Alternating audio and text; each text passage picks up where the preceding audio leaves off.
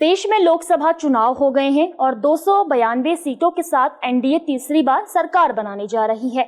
हालांकि अगर हम बीजेपी की बात करें तो वो बहुमत से दूर है, क्योंकि बीजेपी को अकेले 240 सीटें मिली हैं। जिसके बाद अब बीजेपी को इस समय जिनकी सबसे ज्यादा जरूरत है वो है चंद्रबाबू नायडू और नीतीश कुमार। ये वही दो लोग हैं जिनसे पीएम मोदी के रिश्ते उतार चढ़ाव भरे रहे हैं। हम ऐसा इसलिए कह रहे हैं क्योंकि चंद्रबाबू नायडू ने पीएम मोदी को कभी खतरनाक आतंकवादी और महिषासुर तक कहा था। इसी के साथ साल 2002 में जब पीएम मोदी गुजरात के सीएम थे, उस दौरान हुए गुजरात दंगों के बाद नायडू ही थे जिन्होंने पीएम मोदी से इस्तीफा मांगा था। अब ये सभी बयान सोशल मीडिया पर ऐसे समय में वायरल हो रहे हैं जब नायडू एनडीए में है और नायडू की पीएम मोदी को खासा जरूरत भी है। वहीं हाल ही में एक इंटरव्यू में जब देश के गृह मंत्री अमित शाह से पूछा गया कि क्या उन्होंने चंद्रबाबू नायडू को एनडीए से निकाला था, इसके जवाब में उन्होंने कहा कि हमने नहीं निकाला, वो अपनी मर्जी से बाहर गए। हालांकि बयान जरूर अमित शाह दे रहे हों, लेकिन उन्हें भी कई बार नायडू की बुराई करते हुए कई रैलियों में सुना गया है। जहां एक तरफ नायडू अब घेरे में आ गए हैं तो वहीं दूसरी तरफ बिहार के मुख्यमंत्री नीतीश कुमार, जिसकी इस समय एनडीए को जरूरत है, उन्होंने खुद 2013 में एनडीए के साथ अपना 17 साल पुराना रिश्ता तोड़ दिया था, जिसका कारण 2014 के लोकसभा चुनाव में नरेंद्र मोदी को पीएम का चेहरा बनाना था। वहीं 2009 के लोकसभा चुनाव में बिहार में नीतीश कुमार ने पीएम मोदी को प्रचार के लिए नहीं आने दिया था और 2010 के विधानसभा चुनाव में भी नीतीश कुमार ने ऐसा ही किया और पीएम मोदी को प्रचार प्रसार नहीं करने दिया।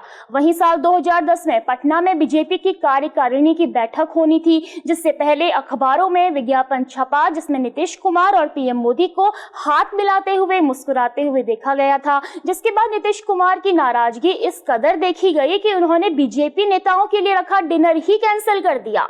उधर अपनी नाराजगी में नीतीश कुमार ने कोसी बाढ़ के लिए गुजरात सरकार की दी गई लाखों की सहायता राशि को भी वापस कर दिया था। वहीं साल 2015 में नीतीश कुमार की पार्टी जेडीयू ने लालू यादव की पार्टी आरजेडी के साथ मिलकर विधानसभा चुनाव लड़ा, लेकिन फिर 2017 में नीतीश कुमार ने पलटी मारी और एनडीए को ज्वाइन कर लिया।